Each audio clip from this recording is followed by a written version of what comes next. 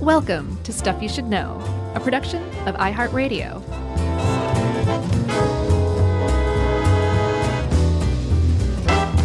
Hey, and welcome to the podcast. I'm Josh Clark, and there's Charles W. Chuck Bryan over there. And Jerry's out there floating in the ether like the omniscient green goddess salad dressing that she is. Wow. This is Stuff You Should Know. How long do you work on that?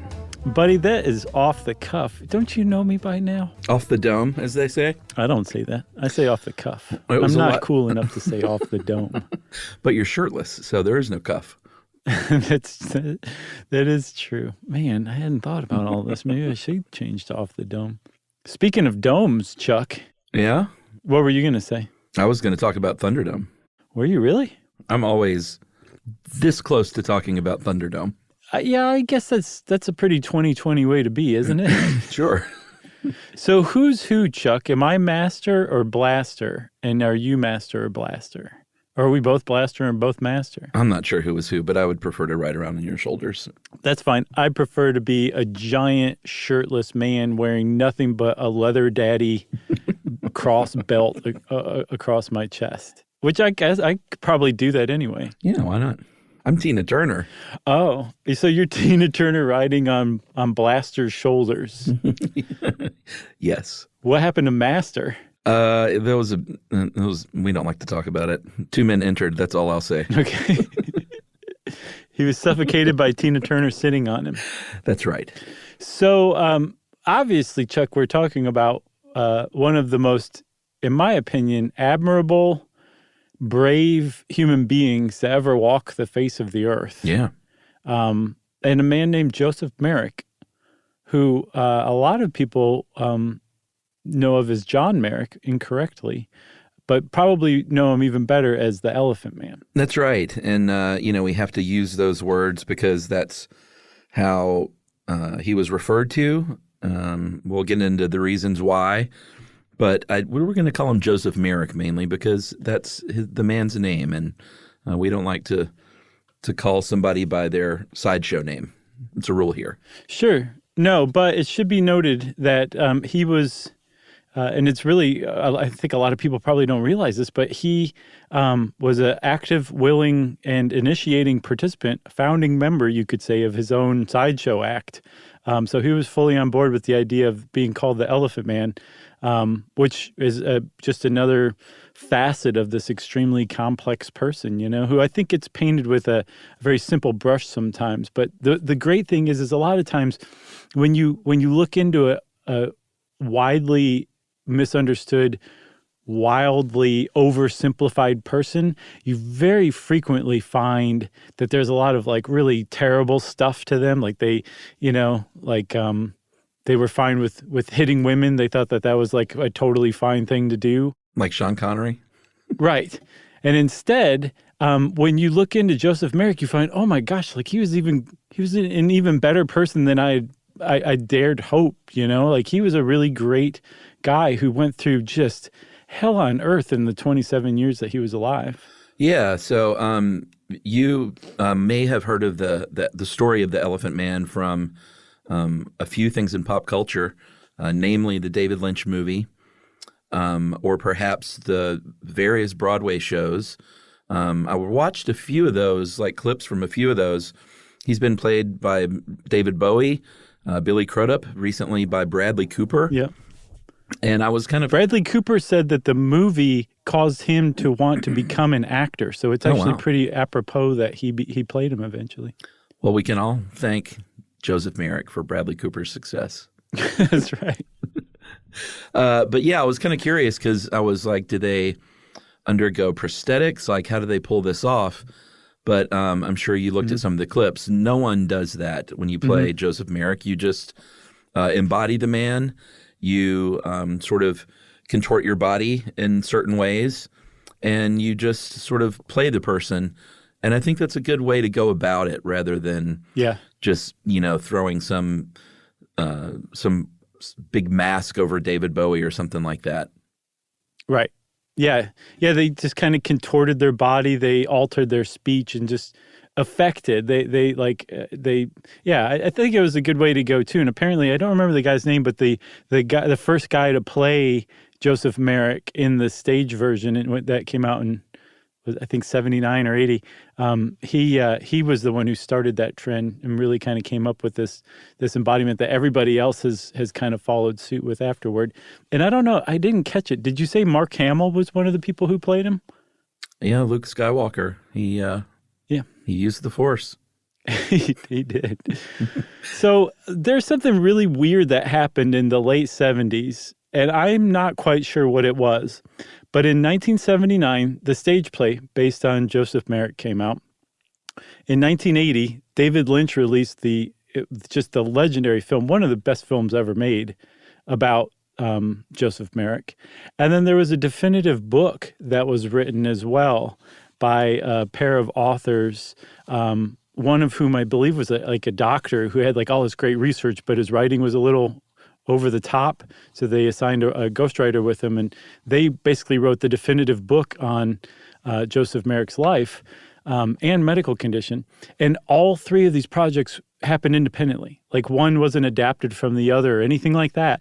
And they all came out at around the same time, which is really strange in and of itself. But it's even stranger to think that all of this happened centered on a character who had been largely forgotten by this time. There was really only two surviving pieces of literature about him, about Joseph Merrick, the man, that anyone was aware of, and they had been written in the 19th century. But then suddenly, for some reason, in the late 70s, three different projects started up about Joseph Merrick and kind of made him a icon for humanity that is still, lasting today.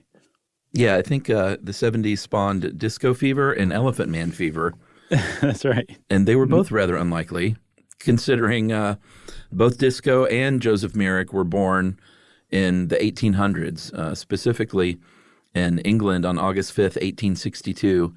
So I meant to look it up. I don't know if is it Leicestershire, like the sauce, Leicester, Leicester?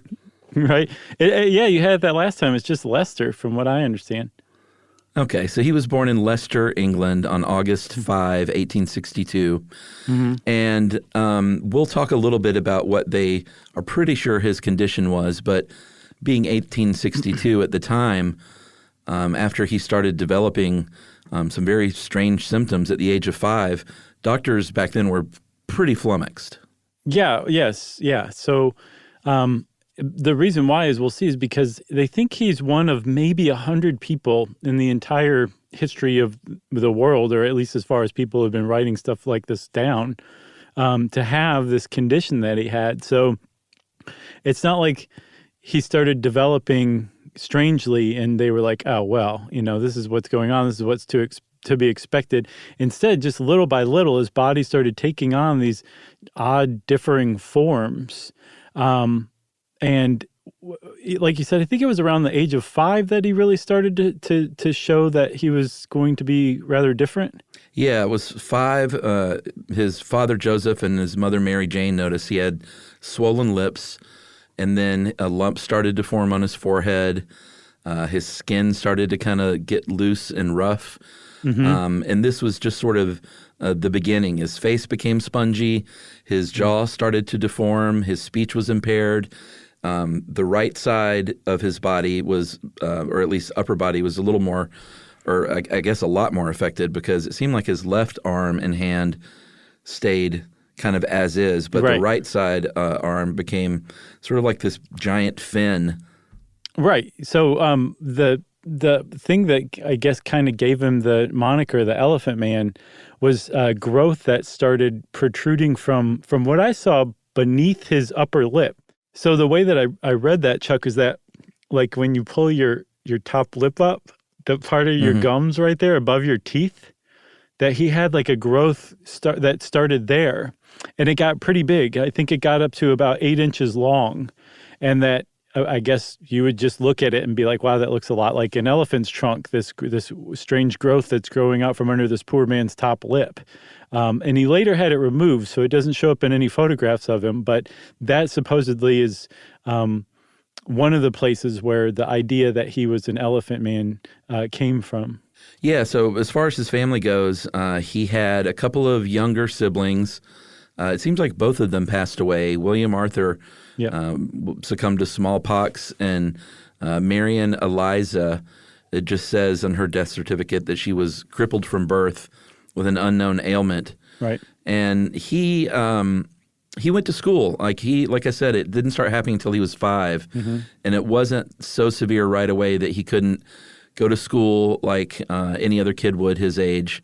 Things really took a turn, though, when his mom died when he was 11 years old. Things went really bad for him. Yeah, so there's like a few things that you should know about his mom. So his mom was vilified by his biographer, who also would turn out to be his surgeon, who we'll talk about later, Frederick Treves, as a terrible woman who abandoned him. And that doesn't seem to be the case at all. And in fact, Joseph recalled his mom as a very saintly, sweet woman who was basically his only friend.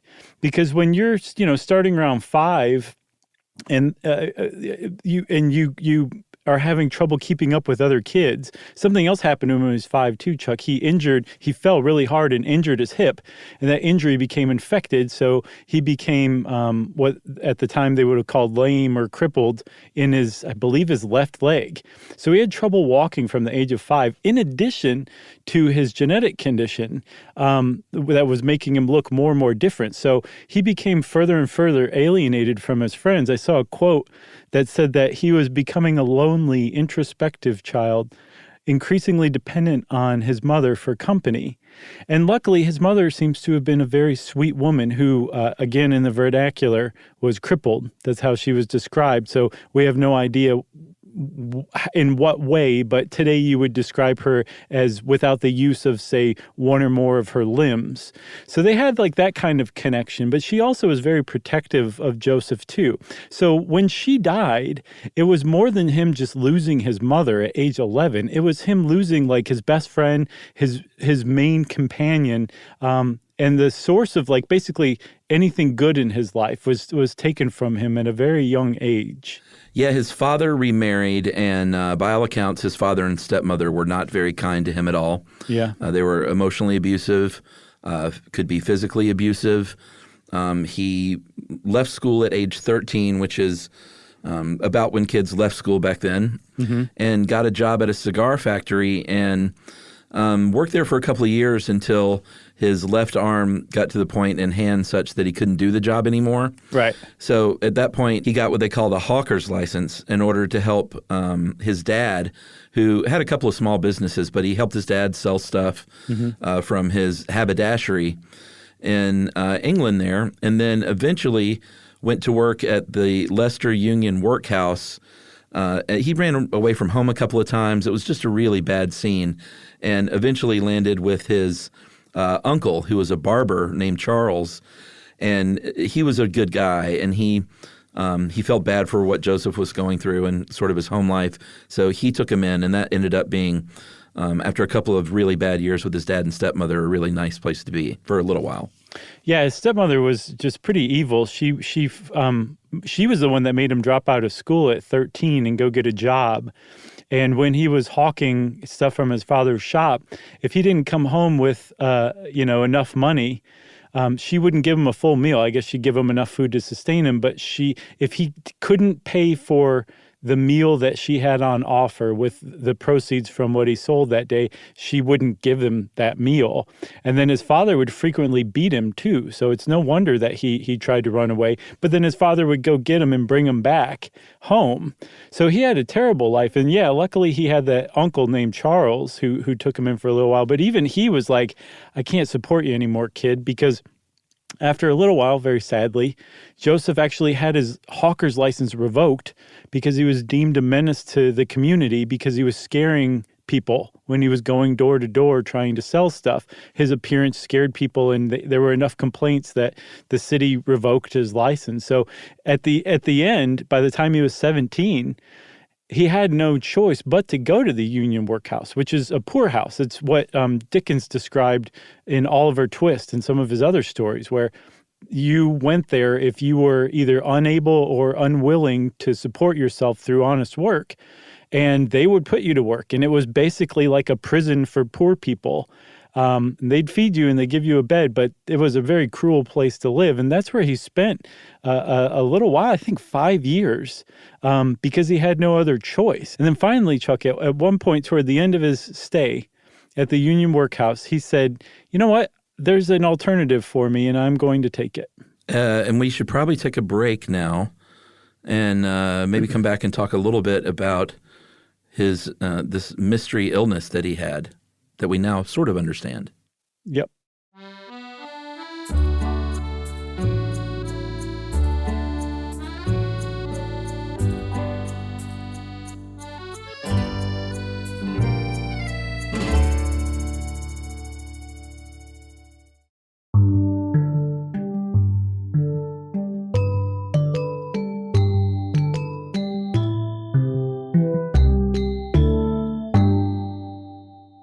So he referred to himself as the Elephant Boy and then the Elephant Man. This was a moniker that was he sort of embraced, but he thought his whole life that he was this way because of something called maternal impression, which was still a common belief back then, which was that something could happen to a mother while pregnant that would affect the baby. And that's not to say, you know, she drank or smoked and had a literal effect on the development of the baby. What they meant was she was knocked over by an elephant when she was pregnant, and that is what caused his illness. And he believed that his whole life, and the whole notion of maternal impression, obviously something in the late 1800s, mid-1800s, was it's kind of crazy to think about now, but they actually thought that in utero it could have an effect like that. Yeah. So, I mean, but it also kind of makes sense, don't you think, that if he started to basically grow what you'd be like, that looks like an elephant's trunk. Your mom was knocked over and almost stomped by an elephant once when she was pregnant with you. We have no idea what genetics are yet. I mean, you could see somebody, you know, making sense of it that way.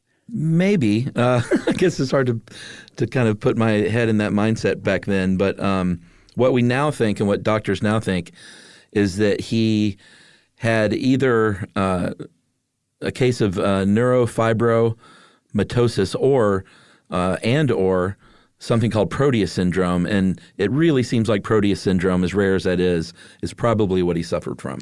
Yeah, I saw that experts in neurofibromatosis have categorically ruled that out as what he had, because with neurofibromatosis, you have all sorts of tumors that actually grow on your nerve tissue. So your nerve endings, your spine, your brain, and he may have had those. So it's possible he did have a case of that. But like you said, it's much likelier it was Proteus Syndrome, which is characterized by basically an overgrowth of tissue, of bone, of organs even. And I looked into this. So it has a genetic basis, as I kind of mentioned a couple of times, Chuck. But it's based on this idea of mosaicism, which is where you end up, after you're conceived and your cells start dividing, at some point there's a mutation that occurs and your cells start dividing differently in that they have two different sets of chromosomes. So you have two different sets of cells with different sets of chromosomes, and they start doing their own thing in building a human body, but it becomes incoherent. Whereas it would, if they were uniform and all the cells shared the same set of DNA or the same gene set, they would build a coherent human, but in this case, it's incoherent. And it's kind of like if you gave two different building plans to two different construction companies and told them to build on the same site at the same time and just ignore each other, that's what you would produce. But in this case, it's not a building, it's a human body. Yeah, I've heard of mosaic downs. It's the only time I've heard that used, and I think it's sort of similar in that case. But as far as Proteus syndrome goes, it's progressive. Your body could be covered with tumors, either benign or malignant. Mm-hmm. It can malform blood vessels. You can have skin lesions. You can have blood clotting, which results in all kinds of problems like deep vein thrombosis or maybe pulmonary embolism. It can affect basically any kind of tissue from fat to skin to your central nervous system. It depends on the patient, on who's afflicted, how it can affect you. And it usually, his was onset pretty late if it started, I guess, outwardly at least at 5 years old, because it typically starts anywhere from 6 months to 18 months of age. Right. But that's another thing about neurofibromatosis is that it usually starts at its onset is at birth or before birth. So that's another reason, another strike against it. Yeah. So so it's pretty clear they think that he had Proteus syndrome, and it's actually a pretty recent thing. Like I think it was first described in 1979, and they said there's probably about 200 people who've ever appeared in the medical literature that had it. And then some other reviewers in 2011 did another survey of the medical literature and pared it down to basically 100 people in the history of medicine who ever had Proteus syndrome. And the thing is Joseph Merrick may have had the most pronounced advanced case of Proteus syndrome ever of anybody. He had basically every symptom you can possibly have.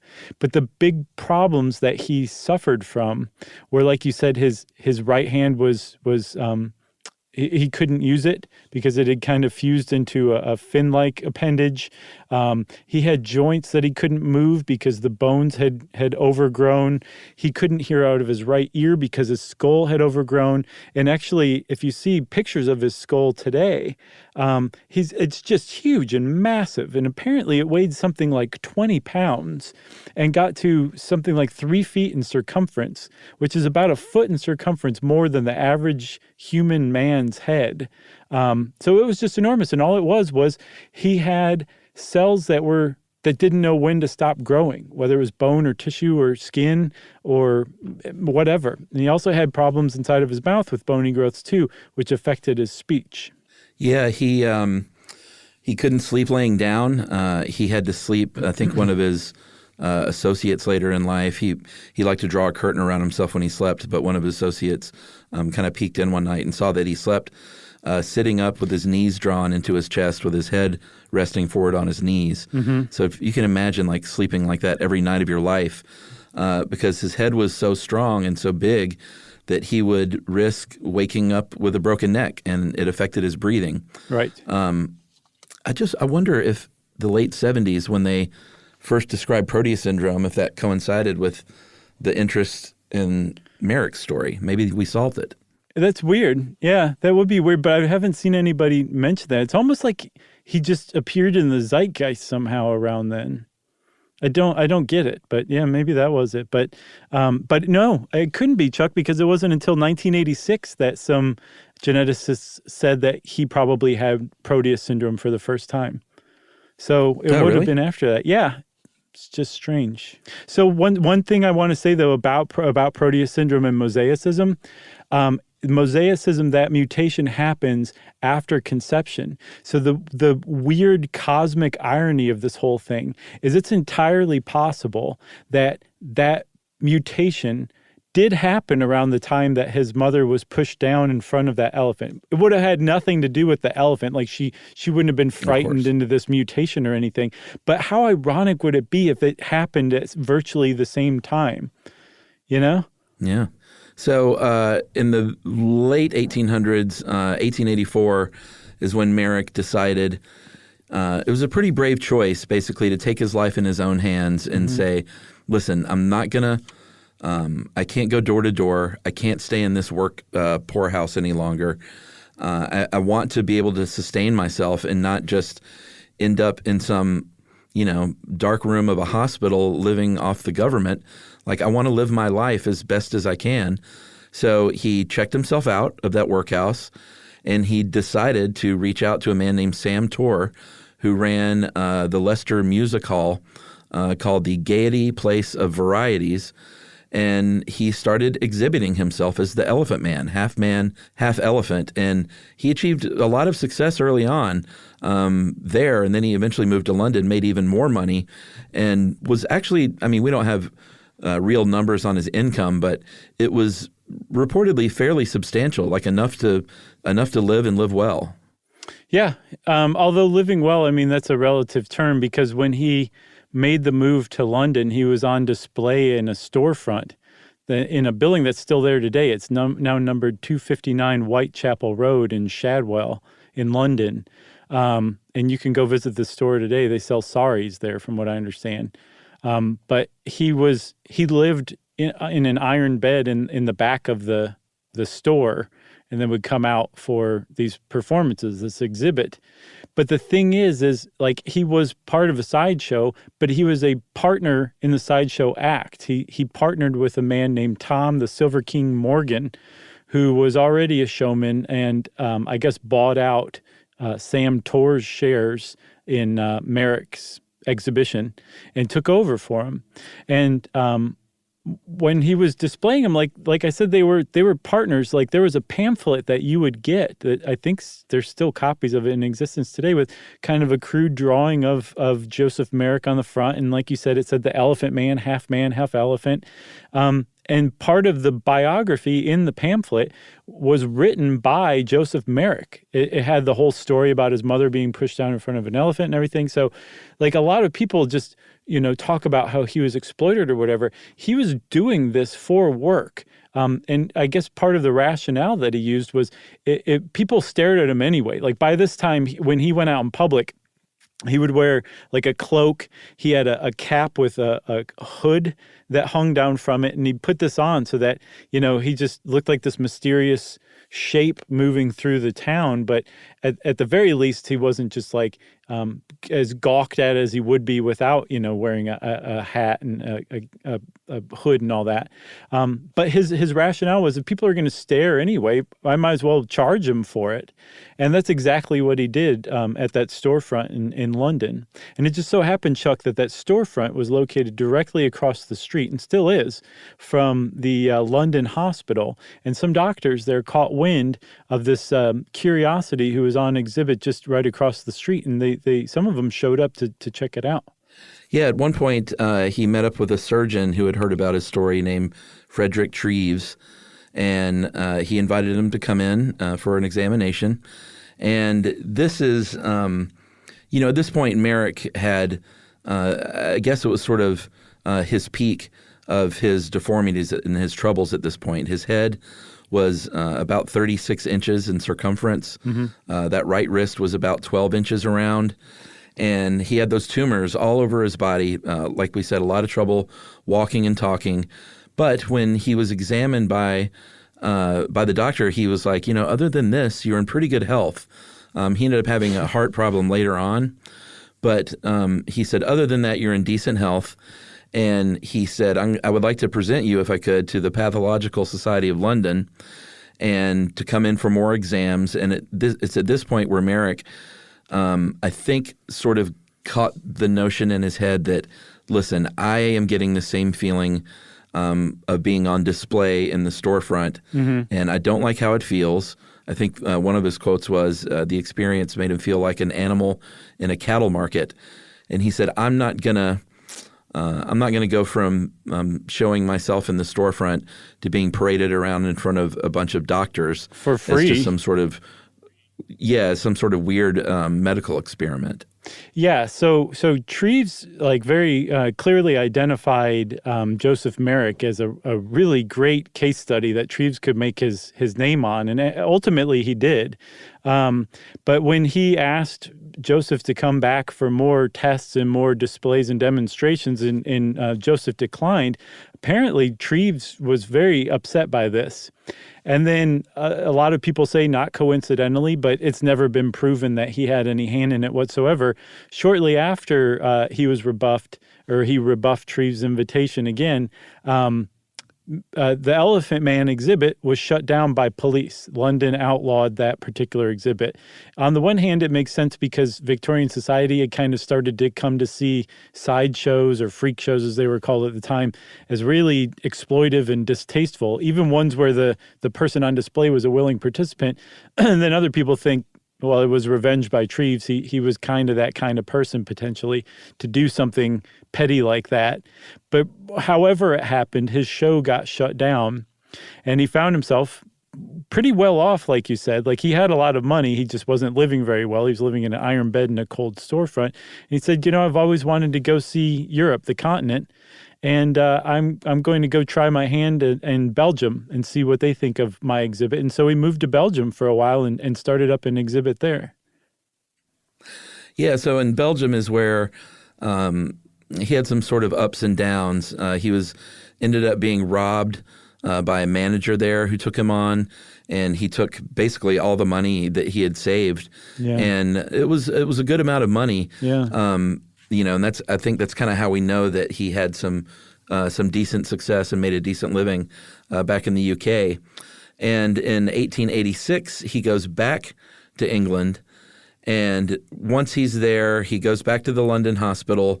They say that this is an incurable thing that you have, and there was a letter published in the Times from the chairman of the hospital, Francis Carr Gom, that said that talked about his case basically and said, hey, if there's anyone out there that thinks they could help this man, please get in touch with us. There was a big outpouring of support, mainly financial, which really helped Merrick out because, like I said, he had his life savings taken and was definitely a hard luck case at this point financially. And he was able to use that money basically to live on for the rest of his life. Yeah. I mean, like, there's a story that Treves said in his memoirs. Like I said before, there's only 2 surviving pieces of contemporary writing about Joseph Merrick. One is the memoirs of Frederick Treves, his doctor, the man who ended up becoming his doctor. And then the other was the pamphlet written in part by Joseph Merrick about his life that was handed out at the sideshow. But in Treves' memoirs, he recounts a story that Joseph was so bad off when he finally found passage back after being abandoned, beaten, robbed in Belgium. When he found passage back to the UK, he couldn't even speak, either because he was just so shattered by the experience, or because the bony protrusions in his mouth had progressed so much. But regardless, the police supposedly found a business card of Frederick Treves on him, and they took Joseph to Frederick Treves. So he was kind of, at least according to Treves' memoirs, delivered by Providence back into Treves' hands. And then, at the hospital, they were kind of like, look, this is a really sad story, but he's an incurable. There's nothing that we can do about it. He's got to go. And if it hadn't have been for Francis Carr Gom basically turning out and saying, like, hey, we don't know what a GoFundMe is yet, but this is basically what we're going to do. And the response that he got was just so massive that they basically said, okay, there's enough money here now that you can live here for the rest of your life if you want to. And one of the big things that really kicked it off, Chuck, was a visit from Alexandra, Princess of Wales. And the Princess of Wales title is what Princess Di or Kate Middleton has now.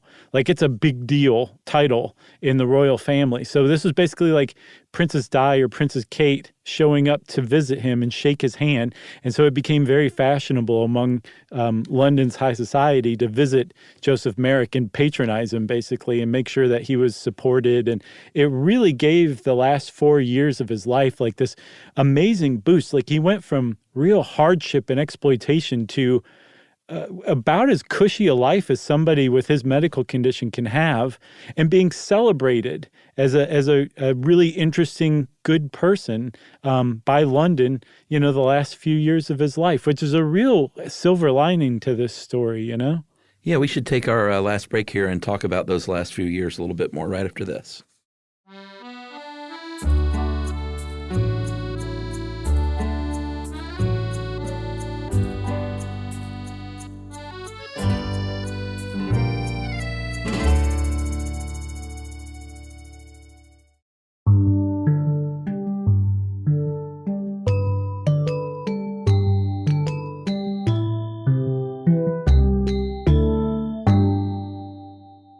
So April 11, 1890 is when Joseph Merrick finally passed on. He was 27 years old. They found him lying flat on his back in his bed. So this article gets it super wrong. From How Stuff Works, they say that they quote a historian from University of Utah called Nadja, what is her name? Durbach. And she says that it's highly likely that Merrick committed suicide, and that is almost surely incorrect. The story, the legend goes that he wanted to always sleep like other people, flat on his back, but he couldn't because his head was too heavy and it would crush his windpipe. And that when he was discovered dead in his bed, he was flat on his back and had clearly tried to sleep like that because he wanted to be like normal people. And I think even in the David Lynch movie, that's how he dies, isn't it? I've never seen it. Wait a minute. Really? Correct. Oh, you're going to love it, dude. It's one of the better movies ever made. I think it will be one of your favorites. I'll be very surprised if you don't absolutely love it. Wow, I guess this research just spoiled it for you, huh? I knew the story, but yeah, I've never seen it all the way through. Yeah, it's a good movie. But in it, I think that's how they depict his demise as well. But if you go back and you look at the postmortem report or the reports from the postmortem report, he was actually found in the middle of the day. He'd already been awakened. He'd been brought lunch at like 1:30 p.m. and he was totally fine. But then when another doctor dropped by on his rounds to see how he was doing, at 3 p.m. he was found dead, and he was laying across his bed. And they think the way that he was laying indicated he tried to get up, and either maybe he pulled a muscle or he had a heart attack or something like that happened, and he slipped.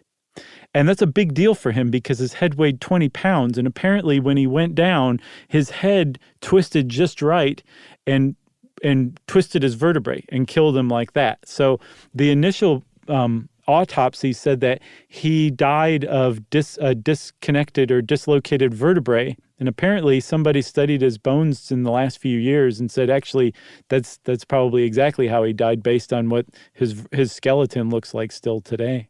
Wow. So after he died, they basically took his flesh from his body. They boiled down his bones because they wanted to have those for display and for study. And they are still on display. And they ended up burying very unceremoniously, buried what was left of him, his organs and his remaining flesh in an unmarked grave. And there's a lot of speculation whether, what kind of relationship he had with Treves and whether or not he really cared for him like he claimed to, or whether he was just sort of a doctor exploiting this really sort of exceptional case. Yeah. The reason he's known as John Merrick is because Treves called him that in a book, even though that wasn't his name. So there's been a lot of speculation about the true nature there. Yeah, and there's another author quoted in this How Stuff Works article named Joanne Vigor Mungovin. She's written at least one book on Joseph Merrick, and she actually found his grave, his lost unmarked grave, and confirmed that he had been buried in consecrated ground in a common grave, which apparently was common in those days. Like people had been buried in that grave before him, and people were buried in that grave after him. But it was in consecrated ground in an actual cemetery. He wasn't like tossed in a ditch like right outside the medical school or anything like that. And so she made sure that he got a marker put up on that grave in the last couple of years that she found it, and maybe 2019, I think, even as recent as that. Wow. It's pretty amazing. And then one other thing, Chuck, do you remember when Michael Jackson famously made a bid for the Elephant Man's bones? I do, except that did not happen.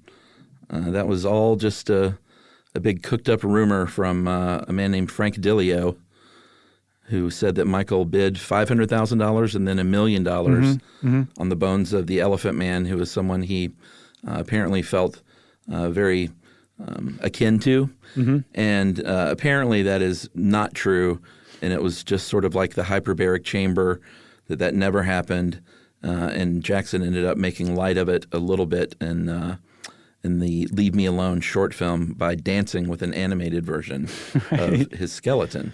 Yeah, so that's really weird. But the thing is, if you go back and search that, there are like Associated Press articles from like 1987 about it, and they include quotes from people who work at the London Hospital Medical College who said that they had turned down his offers. So it's really weird because I mean I always had heard it was made up as well.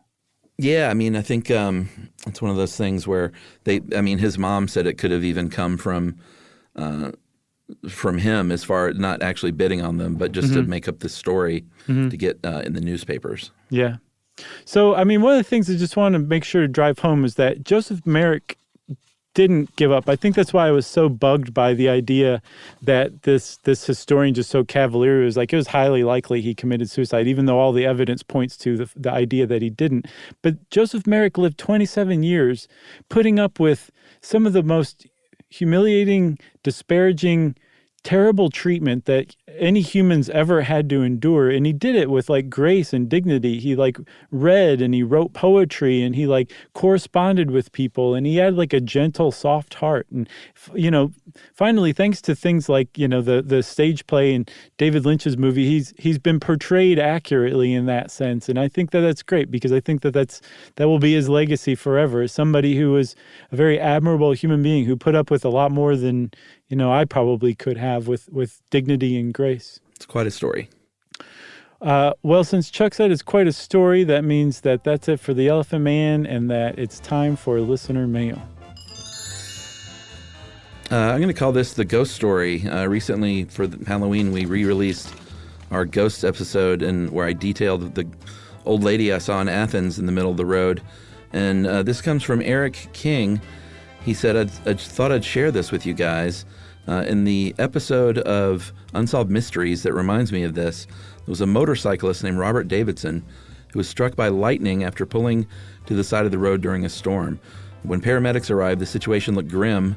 As a crowd began to gather around the incident, a mysterious woman in a black dress holding a Bible appeared, just like my lady. She bypassed paramedics and began to pray over Davidson. After a few tense moments of her chanting and beating her Bible on the ground, he began to show signs of life again. The woman in the black dress smiled and then disappeared amongst the crowd. Davidson wound up in a coma for 2 months, but came out of it with no permanent injuries. Upon further investigation, it was found that the road where he was struck was near a site that was once a religious community in the mid-1800s. The black dress witnesses claimed the woman was wearing a similar outfit to the one on display in a museum containing artifacts from the site. So Eric says, he thinks I should investigate mine a little bit more. Maybe there was a similar religious site near there where I saw the woman in black. And that is from Eric King, and he and his wife are big listeners. Well, thanks a lot, Eric. That was a great one. Appreciate it big time. Chuck, you going to do some research? I was actually doing some anyway the other day, so I'm gonna keep it up. Oh, cool, man. Have you found anything so far? Nothing. Okay. Well, yeah, you got to report back if you find even the slightest shred of evidence of anything, okay? Oh, of course. Well, while we wait for Chuck's report on the source and origin of his ghost, we'll leave you to it, and you can write into us to say hi and how's it going with your research, Chuck. Write it in an email and send it off to stuffpodcast@iheartradio.com. Stuff You Should Know is a production of iHeartRadio. For more podcasts from iHeartRadio, visit the iHeartRadio app, Apple Podcasts, or wherever you listen to your favorite shows.